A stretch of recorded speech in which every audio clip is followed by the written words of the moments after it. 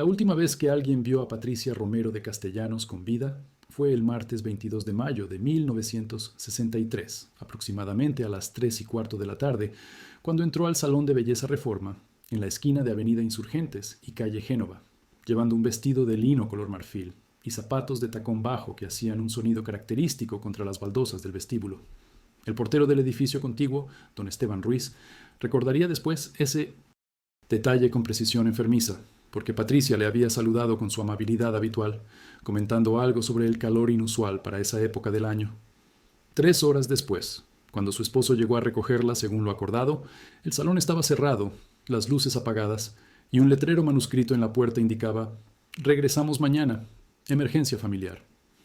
El ingeniero Roberto Castellanos esperó hasta las 8 de la noche frente al establecimiento antes de acudir a la delegación de Miriam policía más cercana, donde un oficial de apellido Sánchez tomó su declaración con evidente desinterés, sugiriendo que probablemente su esposa había decidido visitar a alguna amiga y se había olvidado de avisarle. A las 11 de esa noche, una mujer con acento del Bajío llamó a la residencia de los Castellanos, informando que Patricia había decidido tomarse unos días en Cuernavaca, que necesitaba pensar, que no se preocupara. La voz colgó antes de que el ingeniero pudiera formular una sola pregunta. El detective Carlos Mendoza Herrera tenía 54 años cuando la Procuraduría General de Justicia del Distrito Federal le asignó revisar el caso Castellanos en febrero de 1964, 9 meses después de la desaparición inicial.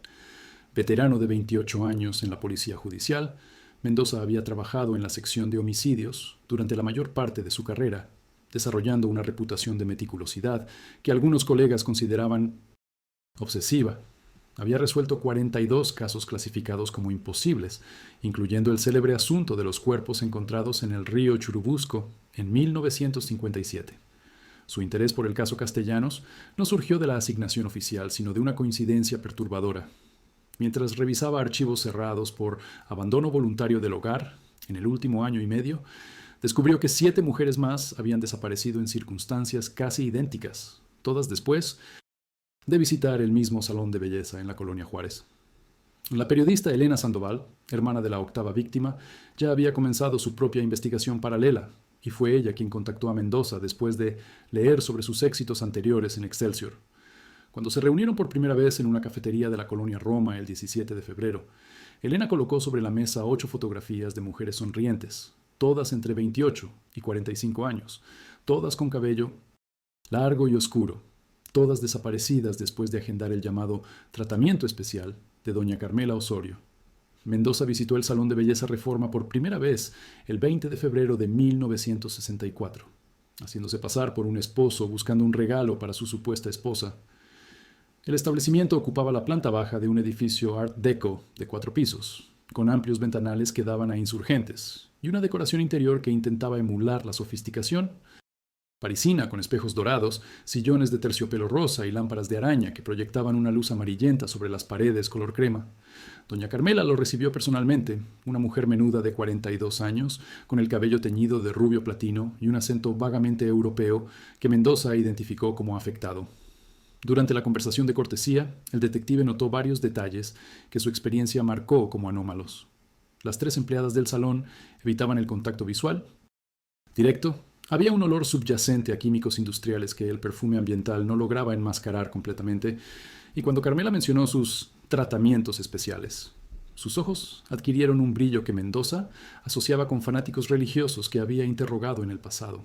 La dueña explicó que los tratamientos especiales requerían una evaluación previa del cabello, que solo se realizaban en días específicos del mes, y que tenían una lista de espera de aproximadamente 6 semanas debido a la demanda. Mendoza observó que detrás del mostrador de recepción había un calendario lunar colgado discretamente, con ciertas fechas marcadas con un círculo rojo. La investigación se complicó cuando Mendoza intentó obtener los registros oficiales del negocio. La Secretaría de Salubridad no tenía en archivo ninguna licencia sanitaria correspondiente al Salón Reforma, pese a que el establecimiento operaba abiertamente desde 1958. El registro público de la propiedad mostraba que el local pertenecía a una sociedad anónima llamada Inversiones Tlaloc S.A., cuyos accionistas eran nombres que Mendoza reconoció como testaferros habituales en transacciones inmobiliarias del régimen. Cuando solicitó los reportes policiales de las desapariciones previas, descubrió que 5 de los 8 casos habían sido archivados el mismo día de su presentación, todos firmados por el mismo comandante, un hombre llamado Arturo Domínguez, que había fallecido en un accidente automovilístico en la carretera a Toluca 3 meses atrás. Los expedientes contenían declaraciones idénticas en su redacción, como si hubieran sido escritas por la misma persona. La esposa manifestó deseo de separación temporal y no hay indicios de actividad criminal. Elena Sandoval le mostró las transcripciones de entrevistas que ella misma había realizado con los familiares, testimonios que pintaban un panorama completamente diferente. Mujeres felizmente casadas, madres, dedicadas, esposas sin historial de problemas maritales, todas evaporadas en la misma dirección. Lo que el análisis de sangre reveló en el laboratorio del Hospital General cambió el rumbo de la investigación de forma irreversible. Mendoza había conseguido, mediante un contacto en el departamento de limpieza del edificio donde operaba el Salón Reforma, una muestra del agua del drenaje, tomada durante una reparación de tuberías en marzo de 1964. El doctor Ramón Villegas, jefe de patología forense con 32 años de experiencia, llamó a Mendoza a su oficina 3 días después del análisis con una expresión que el detective nunca le había visto antes. Las muestras contenían trazas de sangre humana en concentraciones que Villegas describió como absolutamente imposibles para un salón de belleza. Los cálculos preliminares sugerían que al menos 15 litros de sangre humana habían pasado por ese sistema de drenaje en los últimos 18 meses. Cantidad equivalente a la exsanguinación completa de 2 o 3 personas adultas. Más perturbador aún era la presencia de compuestos químicos, que Villegas identificó como conservantes utilizados en rituales de momificación, similares a los que había encontrado en un caso de profanación de tumbas en Oaxaca años atrás. El análisis del tipo sanguíneo reveló la presencia de sangre O positivo, compatible con al menos 6 de las 8 mujeres desaparecidas, según los registros médicos que Elena había conseguido de sus familias. Mendoza decidió profundizar en la historia del establecimiento y en los antecedentes de doña Carmela Osorio. Los registros del Colegio de Cosmetólogos de México no tenían ningún registro de una Carmela Osorio Vázquez, graduada en París o en cualquier otra institución reconocida. Su nombre real, según descubrió después de días de búsqueda en archivos civiles, era Carmela Vázquez Soto, nacida en 1921 en el pueblo de Texcoco, Estado de México. Su historia comenzaba a tornarse más oscura cuando Mendoza encontró referencias a ella en expedientes policiales de los años 40, cuando había sido arrestada brevemente junto con un grupo de intelectuales acusados de prácticas contrarias a la moral pública, en una quinta de Tlalpan. El grupo, que se autodenominaba el Círculo de Coatlicue, estaba compuesto por profesores universitarios, artistas y miembros menores de la burocracia gubernamental, todos fascinados con el resurgimiento de prácticas rituales prehispánicas. Un antropólogo jubilado de la UNAM, el doctor Ernesto Palacios Montiel, de 78 años, recordaba el caso cuando Mendoza lo visitó en su apartamento atestado de libros en la colonia Narvarte. Palacios explicó que el círculo de Coatlicue había surgido en el contexto del nacionalismo revolucionario, cuando ciertos sectores intelectuales promovían un retorno a las raíces indígenas como forma de identidad nacional. Sin embargo, algunos grupos radicales habían malinterpretado o deliberadamente tergiversado los códices mexicas, creyendo que podían obtener poder o longevidad mediante la recreación de sacrificios rituales. El doctor Palacios mostró a Mendoza fotografías de altares decomisados en 1943, estructuras que incluían representaciones de Coatlicue, la diosa madre azteca asociada con la muerte y el renacimiento, y vasijas ceremoniales para contener sangre fresca. La conexión se volvió innegable cuando Elena Sandoval, siguiendo su propia línea de investigación, descubrió que el edificio que albergaba el Salón Reforma había sido construido en 1938, sobre los restos de una casa colonial que a su vez había sido edificada sobre un sitio ceremonial menor del período mexica. Los planos originales del edificio, archivados en la Dirección de Obras Públicas, mostraban la existencia de un sótano amplio que no aparecía en los planos actuales del salón.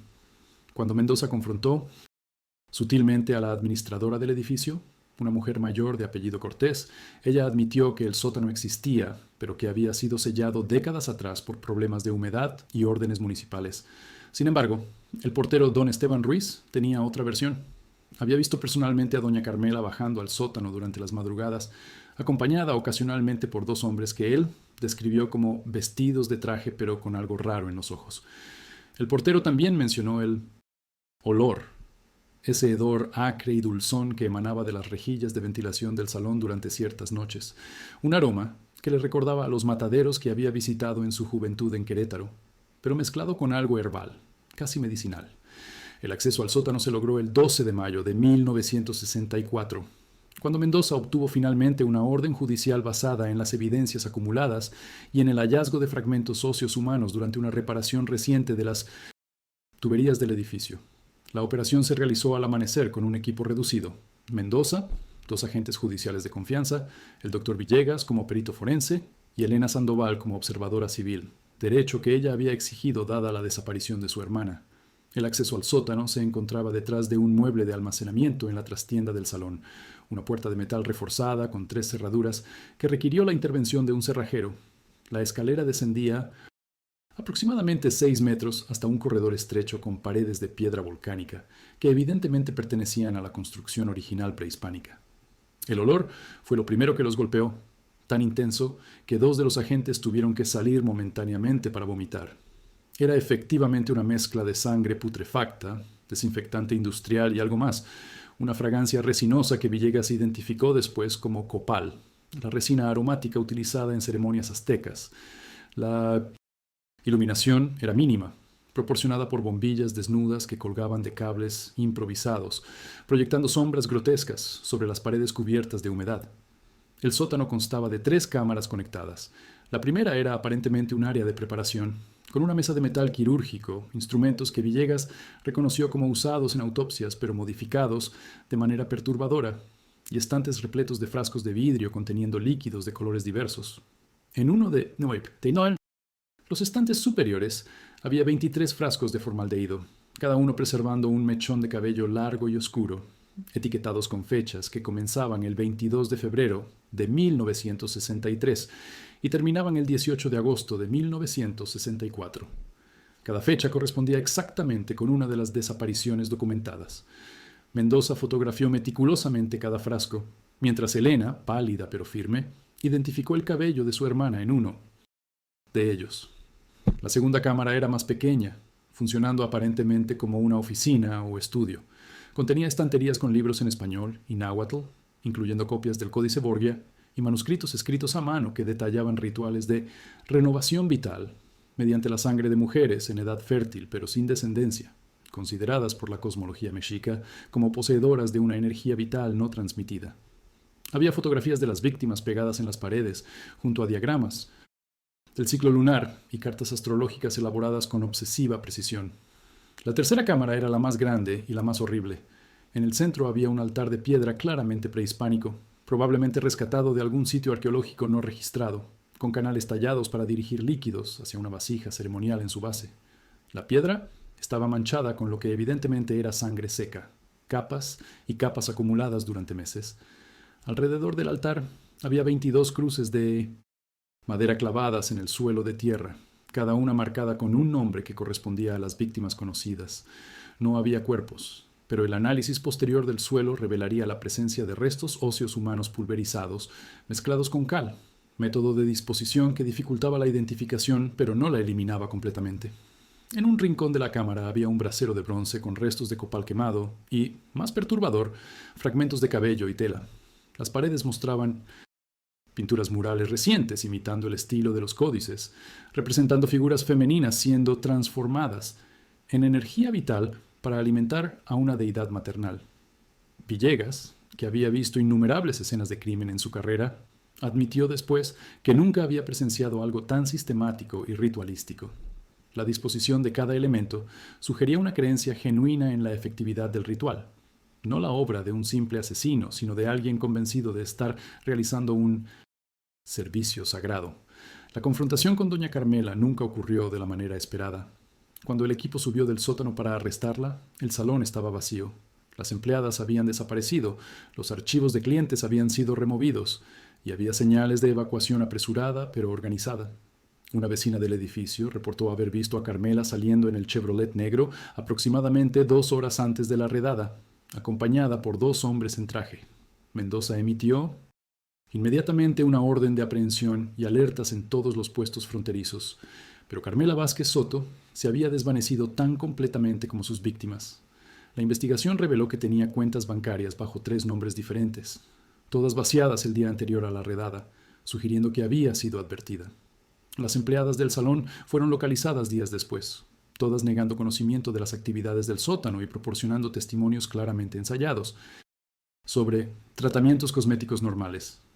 Sin evidencia física que las conectara directamente con los crímenes, la Procuraduría decidió no presentar cargos contra ellas, decisión que Mendoza consideró políticamente motivada.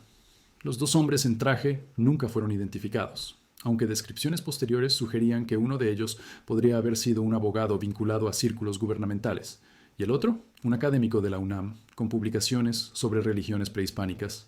El caso se cerró oficialmente el 22 de septiembre de 1964 bajo la clasificación de homicidios múltiples con prófugo. El edificio completo fue clausurado por orden municipal y el Salón de Belleza Reforma desapareció de los registros comerciales como si nunca hubiera existido. Los familiares de las 23 víctimas recibieron compensaciones económicas modestas del gobierno de la ciudad a cambio de firmar acuerdos de confidencialidad, práctica común en casos que el régimen consideraba potencialmente embarazosos. El sótano fue sellado con concreto y el acceso fue bloqueado permanentemente según instrucciones de la Secretaría de Gobernación, supuestamente por razones de seguridad estructural. Los restos óseos recuperados fueron cremados en conjunto sin permitir identificaciones individuales. Otro detalle, que las familias protestaron sin éxito. El expediente oficial del caso atribuye las muertes a suicidios colectivos inducidos por manipulación psicológica de un culto, versión que ninguno de los investigadores originales consideró creíble, pero que cumplía el propósito burocrático de cerrar el asunto. Elena Sandoval intentó publicar una serie de artículos investigativos en Excelsior, pero la censura editorial permitió apenas una versión sanitizada que omitía los detalles más perturbadores y cualquier mención de las conexiones gubernamentales. 46 años después, en noviembre de 2010, el edificio que alguna vez albergó el Salón de Belleza Reforma seguía en pie, aunque convertido en oficinas administrativas sin carácter distintivo. Carlos Mendoza Herrera había fallecido en 2003 a los 93 años, llevándose consigo detalles que nunca registró en los informes oficiales. Elena Sandoval, ya retirada del periodismo y residiendo en Querétaro, mantenía una página web modesta, documentando casos de desapariciones sin resolver de los años 60, sin mencionar explícitamente el Salón Reforma, pero manteniendo viva la memoria de las 23 mujeres cuyas fotografías colgaban en su estudio. El doctor Villegas había donado sus archivos personales a la Facultad de Medicina de la UNAM antes de su muerte en 2007. Archivos que incluían fotografías del sótano que estudiantes de patología ocasionalmente descubrían con horror. Oficialmente, Carmela Vázquez Soto permanecía como prófuga de la justicia, aunque registros de migración nunca publicados sugerían que una mujer con su descripción había cruzado a Guatemala en septiembre de 1964, utilizando documentación que posteriormente resultó ser falsa. Algunos investigadores aficionados del caso especulaban que había recibido protección oficial debido a sus conexiones con el círculo de Coatlicue y sus ramificaciones en esferas gubernamentales de la época. Lo que nunca apareció en los registros oficiales fue el patrón de desapariciones que comenzó nuevamente en la Ciudad de México en 2008. Entre abril de ese año y junio de 2009, 7 mujeres entre 30 y 42 años desaparecieron después de visitar diversos spas y centros de estética en colonias como La Roma, Condesa y Polanco. Todas compartían las mismas características físicas que las víctimas del Salón Reforma: cabello largo y oscuro, sin hijos, complexión delgada. Los establecimientos donde fueron vistas por última vez no tenían conexión aparente entre sí, pero una revisión de los registros de propiedad que un periodista independiente realizó en 2012 reveló que todos los locales pertenecían a subsidiarias de la misma sociedad anónima registrada en Panamá. Las investigaciones policiales fueron mínimas, cada caso clasificado nuevamente como abandono voluntario, con una rapidez que recordaba inquietantemente a los años 60. El sótano del antiguo edificio en Insurgentes y Génova permanece sellado, aunque trabajadores de mantenimiento reportan ocasionalmente olores extraños que emergen de las rejillas de ventilación durante las noches de luna nueva. Un detalle que los administradores atribuyen a problemas del sistema de drenaje antiguo, pero que nunca se investiga formalmente. Y hasta hoy, las peluquerías y salones de belleza de la Ciudad de México que ofrecen tratamientos especiales con ingredientes secretos continúan atrayendo clientes que buscan rejuvenecimiento y belleza extraordinaria, porque la promesa de transformación siempre ha sido más poderosa que la memoria y el désir. Cabello largo y oscuro de las mujeres sin descendencia sigue siendo considerado, en círculos que prefieren no nombrarse, como portador de una vitalidad que algunos todavía creen puede ser transferida mediante métodos que la ciencia moderna prefiere no reconocer. Y cada año, en fechas que corresponden a ciclos lunares específicos, hay mujeres que entran a establecimientos de apariencia respetable y nunca regresan, dejando atrás solo llamadas telefónicas con voces femeninas tranquilizadoras que hablan de vacaciones imprevistas y necesidad de tiempo personal, mientras en algún sótano olvidado de la ciudad más grande del mundo, el olor a copal y desinfectante todavía impregna piedras que fueron testigos de ceremonias que nunca debieron ser revividas.